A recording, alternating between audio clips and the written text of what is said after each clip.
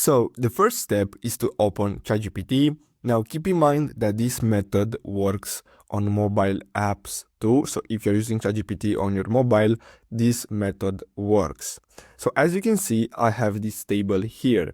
Now, after you create your table, you're gonna have to ask ChatGPT to make it a CSV file. So this is very important.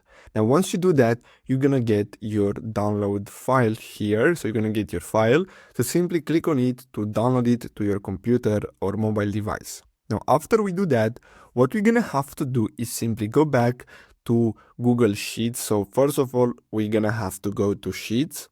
Then we're gonna have to click on File and then Import, and then click on Upload and simply drag the file here. Now, once we do that, we're gonna have to select all the cells, and here simply click on Borders and select this one.